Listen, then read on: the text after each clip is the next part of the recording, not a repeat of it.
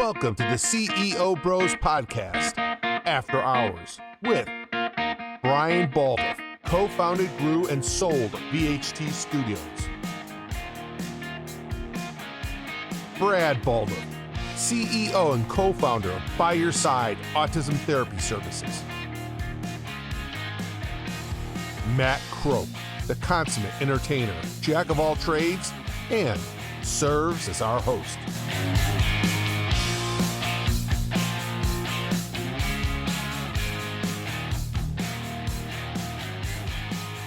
Gentlemen, thank you for once again. Last Brad. Minute. Brian, your drink is hidden. What was your drink? Are you trying to hide it? Just flows right. Apparently, vodka. Swallow it up in the background. Hey, I want to grab you guys because something else is happening. And we talked about getting together quickly. And there was a state that changed its minimum wage requirement or structure. And I remember a conversation previously where you're like, Matt, minimum wage is not what you think. It's way more complex than just, everyone should have minimum wage. So I'm going to challenge, I know you mentioned before kind of some thoughts on this, but thoughts on minimum wage? It's a big question. Well, I'm going to lose some friends over this, but yeah, it might be less controversial for Brian. I'm still in an environment that deals with potential a minimum wage change and how it impacts employment. And hey, look, it's not a popular topic. For the masses, it's not a popular topic, but I describe it as big heart, small mind, and it's not to be demeaning. It's a feel good kind of thing that people don't think through the consequences. It doesn't achieve what people think it does, or what in their mind it should achieve. It actually a lot of times produces the opposite result, and those are the kind of things that drive me crazy. Well, let's start with what intention, but yeah, what do you think people think that achieve? Why don't you start with that, Brian? You kind of seem to be a little passionate about that. Well, I think, and Brad could chime in, that people think it's supposed to be a living wage. Like this is what a family of four should be able to live on, and that's not what it was ever intended for, and I don't think it ever could serve that purpose. That's good. That's a good point. I mean, that's the biggest probably driver to the discussion that most people have to. That's at the crux of any debate, Matt, related to minimum wage, is that if people believe that the minimum wage should be the livable wage, then there's probably a problem, right? Because most minimum wage jobs are not intended, or were they intended to be the long-term solution for that person working in that job. Doesn't mean that person, can't stay in that job for several years, but it's not intended to be a job that's designed to pay for every imaginable bill because of what happens for the cost of production. If you're paying higher wages, higher product cost plus higher wages, it means that the end product being sold to the consumer is higher, which then subsequently increases everything. You need more money to produce more goods, to produce labor, to produce the goods, and it's like a vicious cycle. And so the crux of the argument resides with people needing to understand that a minimum wage is not intended to be the livable wage. If that makes sense. How far back in history can either you go to what minimum wage was intended for, when it came? Like, what was the idea behind it? Do you know about what the original idea of it was, or the spirit of it? I mean, I think the original spirit was to protect people from being taken advantage of in menial labor type jobs, where it's like you have no other choice except to work in this mine, and I'm going to pay you $1 an hour. It's a completely, unskilled labor. It's just. To me, and maybe I'm the old guy here, but to me, minimum wage is part of a compact that says, this is an entry-level job. You have no experience. I'm going to have you work at my company and do some very simple jobs. And in exchange, you're going to get some learning, and you're going to develop some skills and some talent and increase your value. because compensation is directly commensurate to the value you bring to the entity. Period. The end. That's capitalism. Whether it's the value you bring in your role, I'm a customer service rep that answers the phones, or the value you bring because of some talent, skill, or experience you have. So when people say, well, let's raise the minimum wage to $20, it's like if this job isn't worth $20 to the company, all you're doing is harming the company. And all the owner or the, founder, CEO can do is cut Pass the jobs. cost on. Well, Yeah, or pass the cost on. cut jobs, cut jobs, or pass the cost on to the consumer. So Yes, and all of a an sudden your increase. groceries are more expensive. So you're in a blighted neighborhood and you're saying, "Hey, we got to raise everybody's, minimum wage to $20 an hour so that they can live." But then the companies that provide the food and the clothing have to raise their prices. So what good did you do for that neighborhood? It just you created a vicious cycle of inflation basically. Um, so Yeah, again, and like I said, that's it's generally good intentions. Like, how do we get people to raise their standard of living? To me, it's goes back to that original purpose of minimum wage. Let's give them entry level jobs where they can acquire some skills that are valuable in today's world. Teach them about AI. Teach them about computer skills or online or whatever it might or be. trade or trades or trades. Trade. The reality is that the minimum wage job is intended to be a transient role, and that would be potentially deeply unpopular, I'm sure, by saying that on my Transition part. role, maybe not Or, transient, transition. Like you're gonna, well, yeah, I'm sorry. Let me redefine what I was saying. Transition role in the sense that it's not meant to be the permanent role. It's meant to be a role that's positioning you for the next role after it. And much what Brian was saying is that okay, you've acquired some skills, some basic skills. You've acquired basic level understanding, basic level experience. That should now take you to another job that has requires that, and that would pay slightly higher, and you have to move up and through the cycle, because if it's not done that way, again, the net result is the manufacturer, the owner of that company, the CEO of that company, whoever's running that company has got to somehow incorporate that additional labor into the cost somewhere. So that means Yep. the end consumer is now going to pay it. If a burger costs X, it's now X plus. If it's fruit in a store or bread in a store, it's bread plus, whatever that is, whatever the minimum wage is increased to. And people just turn it on, well, they don't want me to have enough money to pay for my bills, and that's not the cost. It's not the issue. It really boils down to what the expectation is for a minimum wage job. Does that So make if it's sense? expectations, does minimum wage have a marketing problem? Are these, I'm hearing you speak about, hey, you come in, you do this. That's a great roadmap. Are minimum wage people getting that roadmap and that understanding of, hey, this is what the path looks like? Is that part of the problem, you think, of people's expectations? I think it is. And again, maybe I'm the old guy here, but when I was, Well, by the way, you keep saying maybe. I'm by I am mathematics. the old guy. He's clearly the oldest. Yeah, Let's make sure we're I don't very mean I clear don't on want to that. bring it up, but mathematically, like there's not a debate. You keep saying Okay. maybe, and I hate to, every time I go, well, we can pull out our driver's license, you're gonna lose. So yes.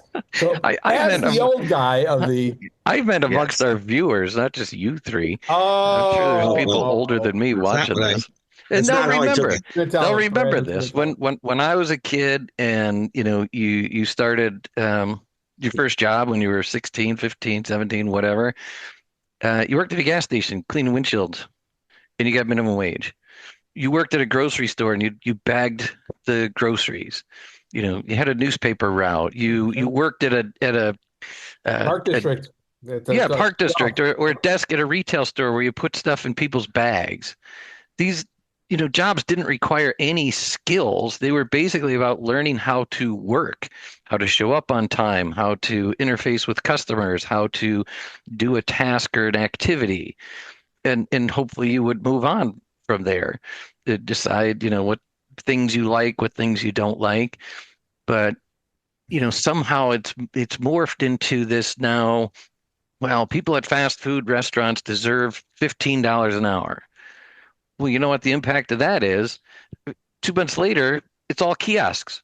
Now you don't even talk to a person at the register. You go up to a kiosk and you push the hamburger button and the French fry button because And it's because the owner, to Brian's point, the owner, the manager, director, whoever's in charge of that, responsible for that P&L, is going to look at it and say, I still have to generate X percentage profit. I have to turn X percentage profit, a sustainable profit, to grow, or not even grow the business, run the business, run the right? And business, keep it so, open. yeah, keep the business, run the business. So when people say, well, why don't they just increase minimum wage? Consumer cost goes up. Okay, well then it's always what's next, right? And what's next is then people say, well, I'm not paying $10 for that item that I used to pay $6 for that item. I'm just not going to pay it. Now all of a sudden that doesn't get sold, and now you don't have revenue coming in. If you don't have revenue coming in, guess what happens? You start cutting heads, or you start cutting pay. So the reality is, there's something that's going to get compromised, and our in the debate around it is that minimum wage, which you'll hear in the political sphere, you see it in business world. It's like people are like, they're greedy. They don't want to pay their people, and that is not it at all. It's the reality is when that minimum wage increases, it becomes a shrinking or compressed margin, and that margin then cannot keep the business sustainable and operable, and that's the issue. Well, And so yeah, that's the reality of it. and what's kind of too bad about that is that if let's take the McDonald's example you're using, you replace two employees at the kiosk, I think most of the workforce goes, yeah, well, that's progress. So that sucks, but that's what's progress. But if you were to cut, minimum wage or lower it, you're going to be like you're a monster. So businesses probably go, look, I'll just cut jobs because people go, well, I get that. When really that's actually a shortcut. That's actually the lazy way. But that's Yeah, what about Well, the hard place. I don't know if it's the lazy way, but it's a I mean, byproduct. It's a it's not. Yeah, byproduct. yeah. It's a byproduct of, if I can't increase the minimum wage, if I can't increase it, then I have to find automation ways to Mhm. handle this job because I can't pay that wage. I just simply can't pay that wage, but yet I have to find a way to produce the product or produce the service. And so that's why companies are looking into automation, and they're looking into AI solutions, and they're looking into robotics, and they're looking into things like that, because at a certain point, if people are going to press the issue on minimum wage and don't realize that it's a transition role and it's not the livable wage, or it shouldn't be defined as the livable wage, that is the biggest crux of the problem. And so, when you bring this up to a business owner is going to just be like, oh my God, this is because it's a no-win situation, right? Yeah. It's right. no 'Cause you win. look You like a have monster. you look like a monster. You're greedy. You have morale problems with your employees. You're trying to become rich at the expense of your employees. And what the reality is, that the sequencing that carries out by increasing minimum wage is a problem, and or could create a bigger problem, and people don't realize it. So, Yeah, because even so yeah, beyond I mean, kiosks, the other thing I've seen is, hey, I employ six young, people who, eventually could be entrepreneurs or managers or run a business, and paying them $10 an hour to do a task. One of them's working the fry machine, one of them's working the window, one of them's working the counter, one of them's working the burger grill. And the state comes in or the city comes in and says, you got to pay them $20 an hour now. Well, I need them to do twice as much work, for one thing. And most likely, what I'm going to do is fire three of the six, and the three that stick around, I'm going to say, you know what? Now you got to do the shake machine, the window, and the fry grill, because that that's a $20 an hour, thing. We had two or three people doing it before, and now we can't. And people don't understand that. Then it's like, well, now you're, making me do, we insane amounts of work for, it's like, well, yeah, that's how pay works, how compensation works. And I and feel bad for, oh, go ahead. Matt is so bored by this topic, his eyes are closed, No, and you no, can no, I see need his my eyes. glasses. It's my glasses.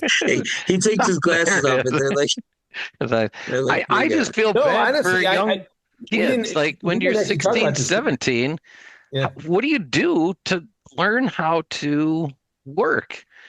I mean, you don't see 16, 17-year-old kids anywhere anymore. Gas stations, McDonald's, grocery stores, hot dog stands. You see senior citizens maybe.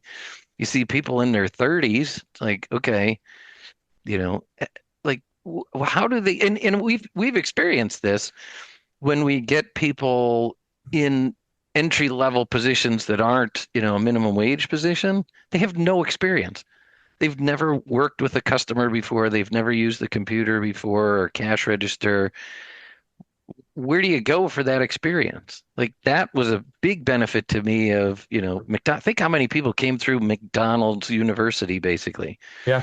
They learned how to show up on time, how to clean things, how to take money, how to, greet customers, and how to deal with workplace problems, culture issues. I don't like my boss or, hours. The other impact I've seen on people now that just sucks is if we're not busy, you're going home and then you need to come back in 2 hours. Yeah.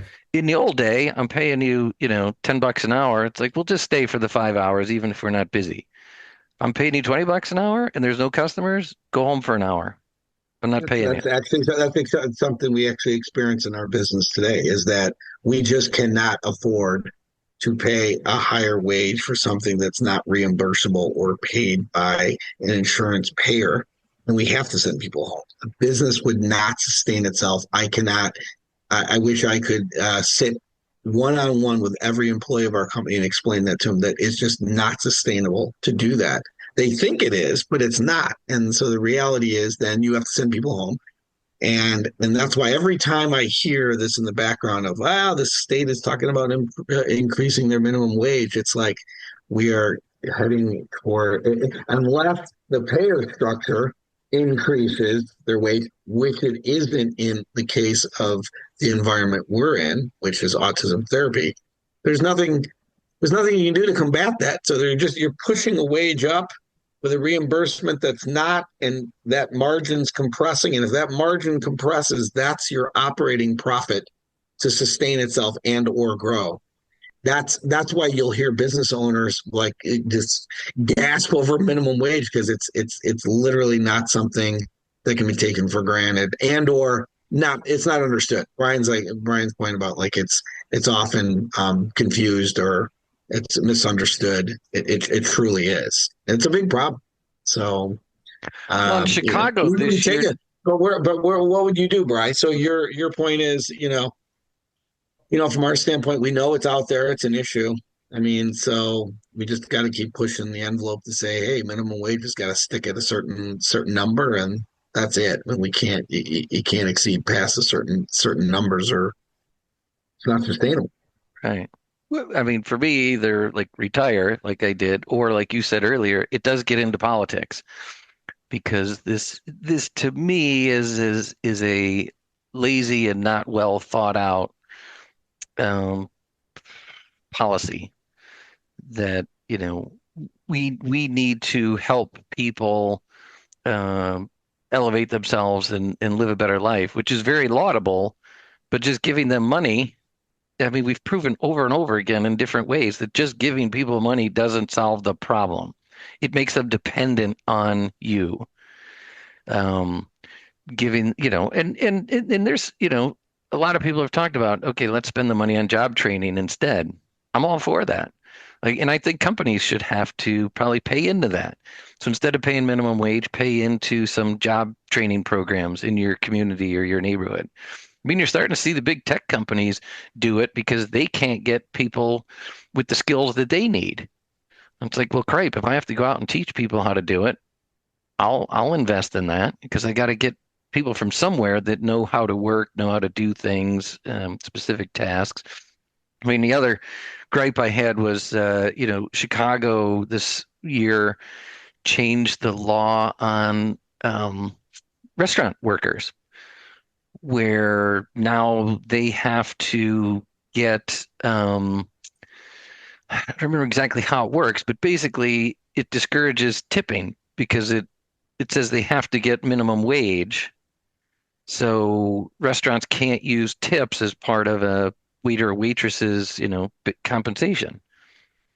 And, again, well-intentioned, but I think you talk to any waiter or waitress who, does a good job and they're going to go, I'd rather have tips than Yeah. another $5 an hour.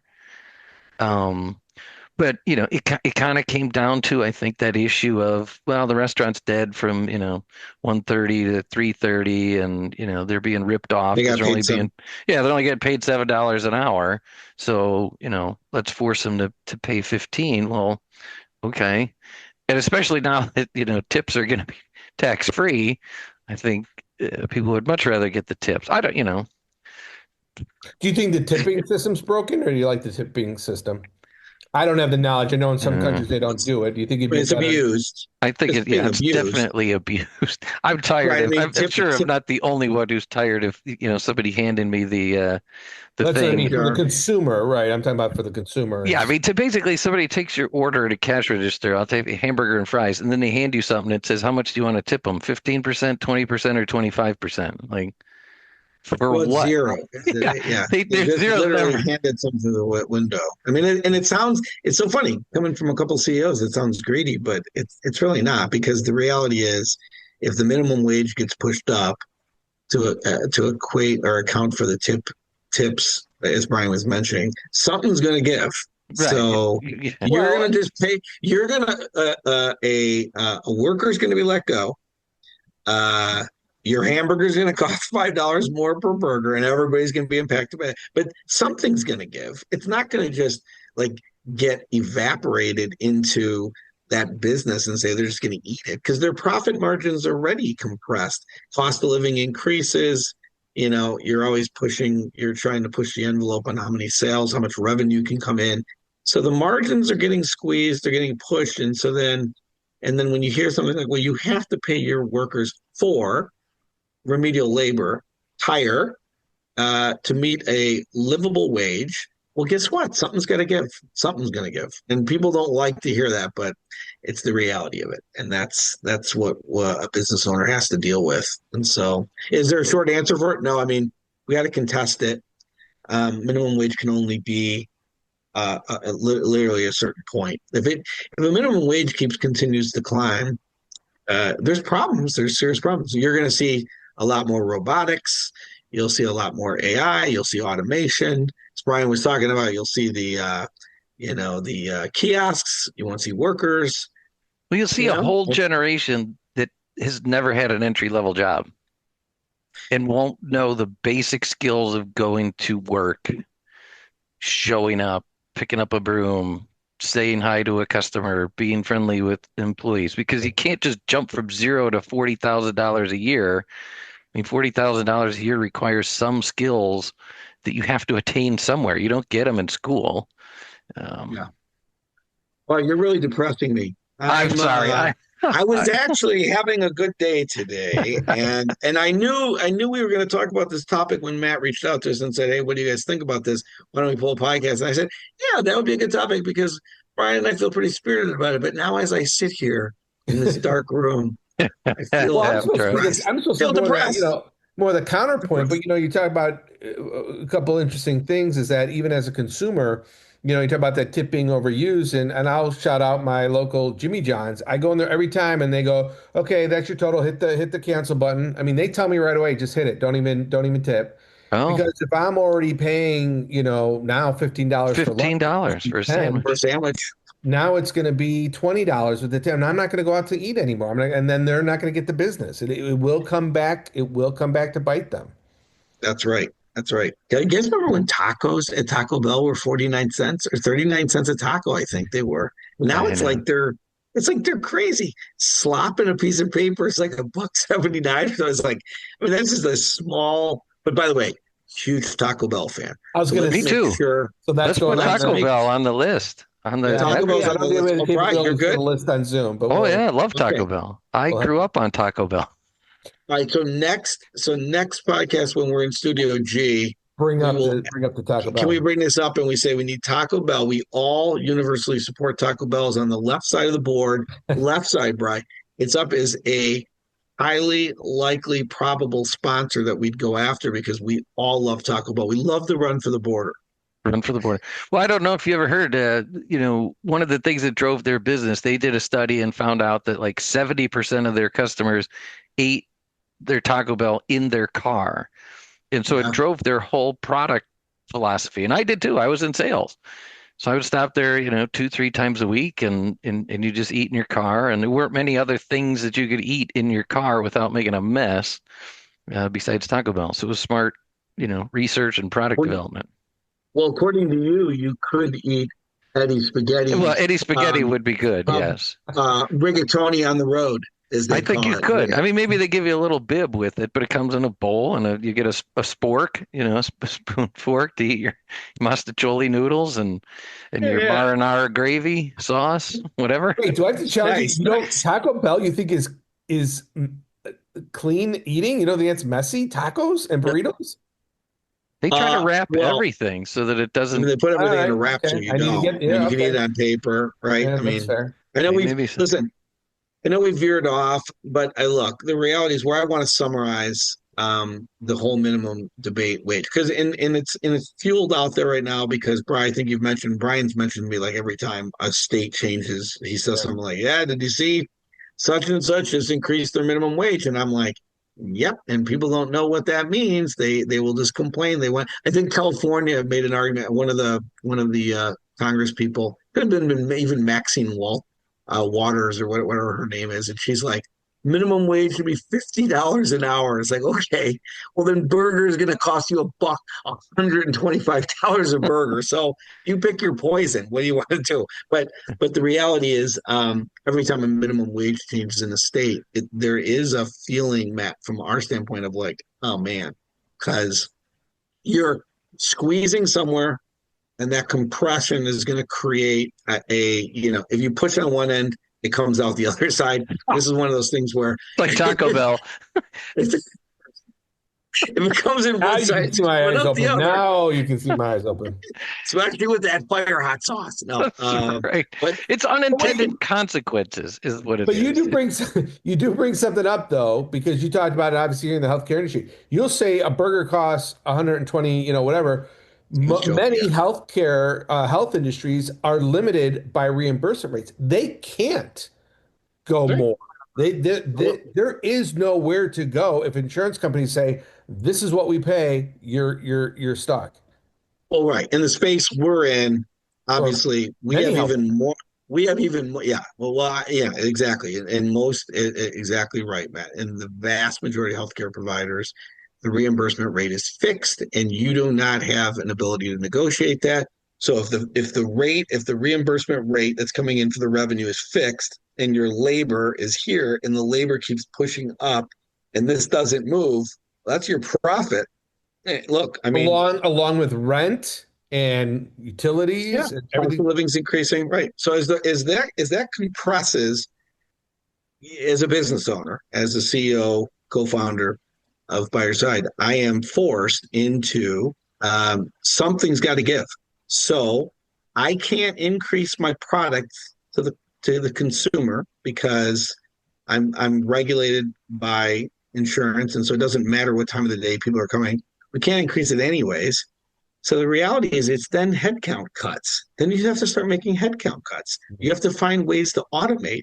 And that's not fun either. As a growing business, you don't want to do that. So that's a byproduct of when you can't make those cuts. I'm sorry, when you can't increase the cost, then you have to cut. You have to lose heads. You have to cut payroll. And nobody understands that. And it's horrific because I don't, as a CEO of a growing company, I do not want to cut payroll.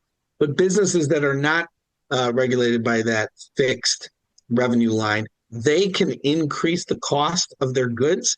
And then what does that do? It just puts a higher price tag. Then you need more money to pay more money. And it's just a vicious cycle. And inflation occurs, as Brian was talking about. And it's not good. It's not Well, healthy. there's another unintended consequence that's in the news right now. So, say your job is to sew the stupid tags onto everything, 'cause everything's got to have a tag on it nowadays, like for some reason. Sometimes the Yeah. tag's bigger than the stupid product. All right. All right. Sorry. Okay, when we get together, Taco Bell goes to good, tags go to bad. Okay, Tags got are it. Go just ahead, Brian. bad. Go I've already ahead. taught my grandkids cut the tags off everything as soon as they get it. I They're like, I stupid tag. love one of the best things about this is finding, Brian, what you get passionate about. It's like you're like out of nowhere, and there's so many things I would think, but you're like tag, like you are go let them cook. Go ahead, All Brian. right. Well, so say you're the person that sews those tags on. That's a minimum wage job, but now you're making $20 an hour. That job's going to go to Vietnam or Korea or Africa or Asia or something where they'll do it for $1. And then we got to implement tariffs because there's a trade imbalance. It's like, well, no shit. We're making a company pay $20 an hour for this, and another country's doing it for $1 because that's what it actually costs to sit there and push the button, or they've automated because they're investing in that stuff. And so, again, the whole world of unintended consequences, and you don't necessarily see a direct relationship between the cause and effect, but it's there. And then people try to treat the symptoms with some other cure. And it's like, well, well, like I said, let's implement tariffs because someone's doing it cheaper than we are. It's like, well, of course they are, because we're paying people for something that isn't worth the amount of effort or labor that's being put into it. Not, This whole topic now has made me want to go to Taco Bell. let's do that. Let's wrap and go to I Taco Bell. I'm depressed and I need hot sauce on my soft tacos, and that will make me feel better. That's Matt, funny. I is there anything else that you can get from us on this? I mean, or did we? Is it? Do you believe it's like a topic that at least was not debated, but like at least explained out from somebody that like, hey guys, give us your vantage point on a minimum wage. Do you think we covered it, or do you think like, you know, people can still debate it? I yeah, got one other thing, but I am curious what Matt Oh, thinks. no, one other thing. So to answer your question, it's not even a matter of answering my questions, which you have, and Brian's got something else. It's a matter of having the conversation. I didn't because you both did not give me a lot about the complexity of minimum wage and all that. I didn't know where this was going, and I find it very interesting. My takeaway is people have lost the conversation. And it's too bad because when you take away jobs with automation, people don't question it. When the real conversation is, let's be smarter about who we pay and when, and that's too bad that that's not happening more because people may be going against their own self-interest and not realizing it. Right. but I think it's being discussed. I don't think people want to accept basically the Fair. general premise Yeah. that the minimum wage is not intended to be the livable wage. And that doesn't mean that you, as a minimum wage earner, like we're saying, too bad, you can't live. We're just saying, hey, it wasn't designed for that. So that's the problem, right? And that's the challenge we have. So as long as that's understood, people can debate this with us until the cows come home. But that's the reality of what the issue is. And that's not just for us, what Brian and I are talking about. That's just talking for any business owner that gets hit with a minimum wage kind of edict where the compression of the profitability, the profit margin, it becomes challenged, and that's not a good thing. It's not healthy. It's not good, and I wish people understood a little bit better. Hmm. Brian, you were going to say that. What's your Well, open topic on this? now I got a couple things. One is this a good time for us to talk with Matt about his pay? Or, I don't know. Yeah, Well, can we just no. turn this From a off? social Good to pay. aspect, This tag now is now that you said it, it's like when you say bugging lice the hell and out you of start itching your head. Now this tag Tags will not stop itching me. Brad wants to go to Taco Bell. I want to cut all the me. tags out of my clothes. From a social aspect, I think it's the poorer communities that get hit the worst Hmm. because you implement these policies and then a year or two later you hear there's no grocery stores, there's no convenience stores, there's no gas stations, there's no restaurants. It's like, no shit. Why do you think that is? Because nobody can afford to do business there.